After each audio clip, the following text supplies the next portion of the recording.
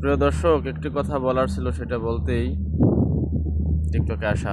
সেটা হলো, আজকে দেখলাম কুয়েতে প্রচণ্ড রোদ।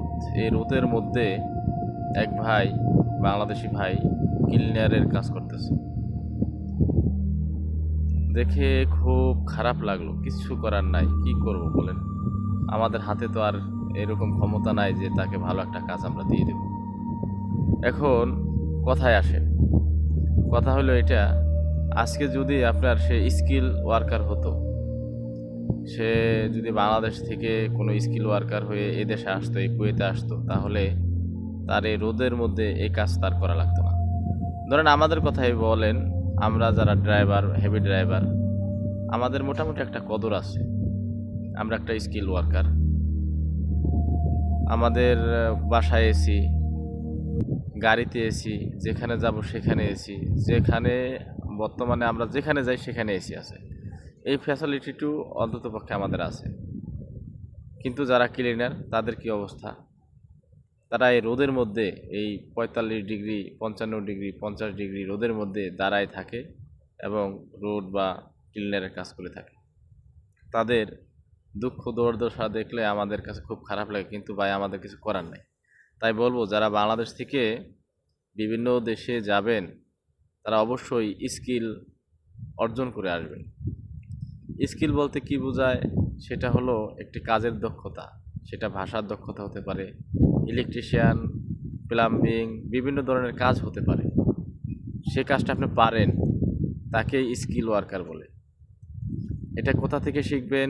এটা বিভিন্ন জায়গা থেকে শিখতে পারেন, বিভিন্ন ট্রেনিং সেন্টার আছে।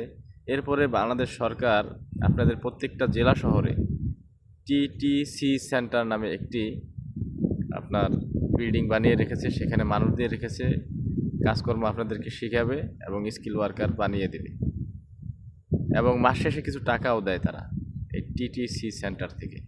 সেই টিটিসি সেন্টার আপনার জেলা শহরে আছে প্রত্যেকটা। এরপরে সেখানে আপনি জানুয়ারিতে সাধারণত ভর্তি নিয়ে থাকে। এরপরে আপনারা বিভিন্ন সময় ভর্তি হতে পারবেন, সেখানে যোগাযোগ করতে পারেন। সেটা কিভাবে চিনবেন? যারা সৌদি আরব, বিভিন্ন রাষ্ট্রে, কুয়েত, কাতারে যায়, সেখানে 3 দিনের ট্রেনিং করে তারপরে আসে। এটা জাস্ট একটা ফর্মালিটি। কিন্তু সেখানে কিন্তু মোটামুটি আপনার 3 মাস, 6 মাসের এরকম কোর্স আছে। যেমন জাপানের কোর্স বা ল্যাঙ্গুয়েজের। এরপর অন্য রাষ্ট্রের জন্য কোর্স করা, ইলেকট্রিশিয়ান, প্লাম্বিং, বিভিন্ন ধরনের কাজ শিখায় সরকার স্কিল ওয়ার্কারের জন্য চেষ্টা করে। হ্যাঁ, আমরা করি না। আমরা খুব তাড়াতাড়ি শর্ট টাইমে বিদেশে আসবো, আইসে টাকা কামাবো, এই চিন্তাধারা। কিন্তু সে 6 মাসের জন্য সারা জীবনকেই ধ্বংস করে দিল। হ্যাঁ, কত বড় আমরা অদম! এ জাতি কবে বুঝবে জানি না। প্রত্যেকটা মানুষকে যদি সরকার চেষ্টা করে স্কিল ওয়ার্কার বানিয়ে পাঠাবে, এটা সরকারের কিছু দায় আছে, আমাদের সাধারণ জনগণের কিছু দায় আছে। আমরা শর্টকাটে সব কিছু চাই।